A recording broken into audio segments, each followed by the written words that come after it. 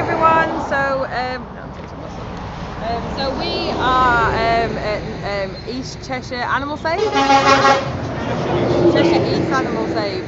And we're outside of a slaughterhouse in Crewe. And we're talking about cross-contamination and stuff like that. So the slaughterhouse behind us is it kills cows that are well and cows with TB.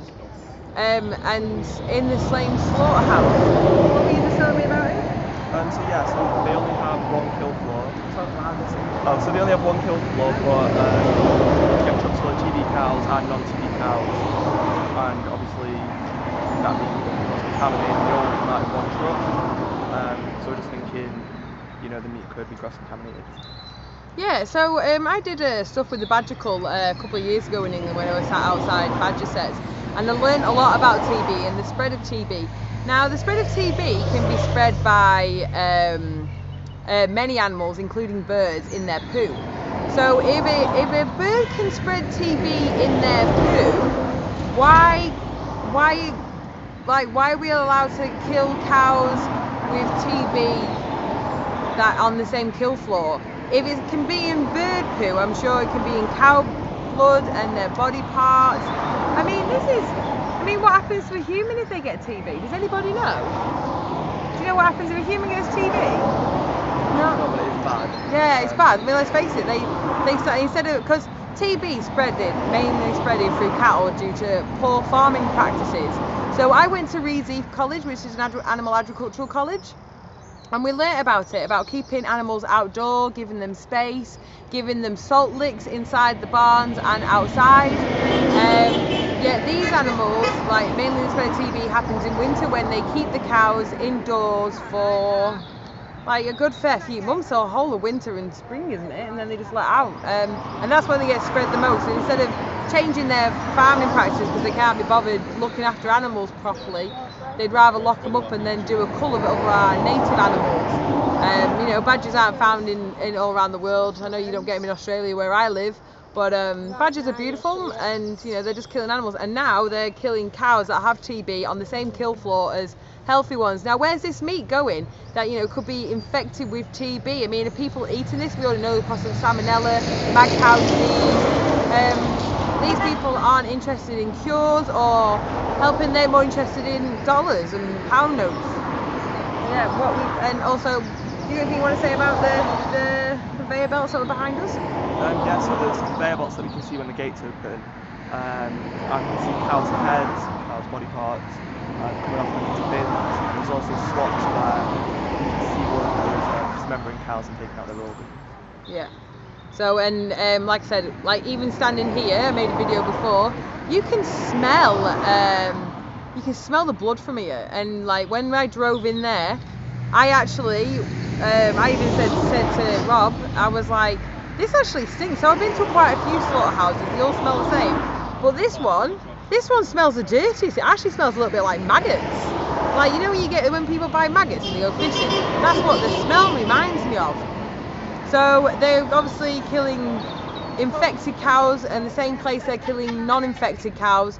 Where does that meat end up? Tesco, Sainsbury's, Morrison's, your local butcher shop. This is just a little local slaughterhouse in Crewe. Only 30-minute drive from Northwich. So yeah, I want people to think about that. I mean, do you really want to put your kids at risk of feeding them TB-infected meat? So yeah, put that in your thoughts and think about it. And for all those who are vegetarian, vegan, or those who want to get active in the animal rights movement, who live in Cheshire, we've got the Cheshire East Animal Save. That's where I am today. So please join them and show some support. And and since they started just wanting to spend 3 minutes and 3 minutes only with these animals, they've now got security on every day working. They put on sheets so they can't see what's happening, and they've spent a lot of money trying to hide about what goes on through those gates. Now, what have you got to hide from people who just want to say, we're sorry, and we're trying to the animals? We want to spend 3 minutes with the animals, and that's it.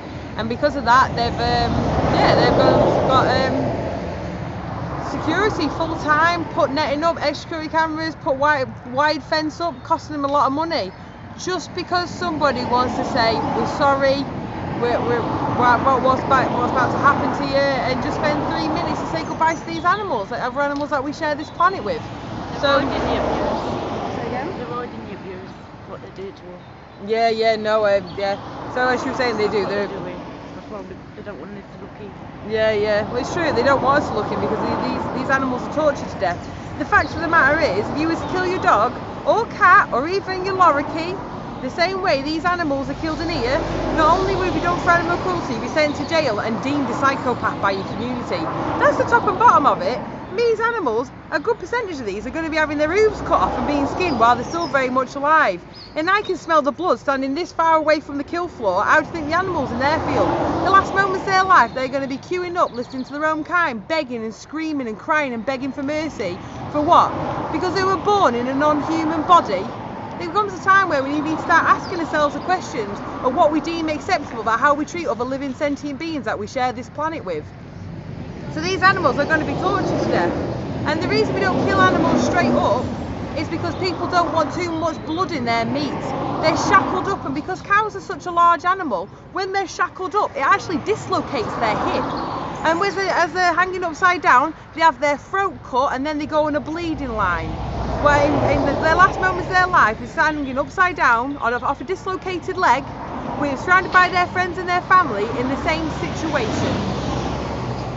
It's got to stop. We don't as humans, we don't deem that acceptable. But the beautiful thing is that we have the power to change this. This is it. The power is in the hands of the consumer. We don't have to wait for the government to make the right choices by these animals. We actually have the choice to stop this. You pay their wages, then they're going to get abused. They'll be tortured to death because you're going to pay their wages. You don't like animal cruelty, stop paying for it, go vegan. And if you're vegan, you need to get active, because only 1% of vegans are activists. It's the world's fastest growing social justice movement the planet's ever seen today. So vegans, get active, and if you're in Cheshire, join the movement. And yeah, get active for the animals, go vegan, get active, and let's make this world a beautiful place for all living beings, not just some. Alright, much love.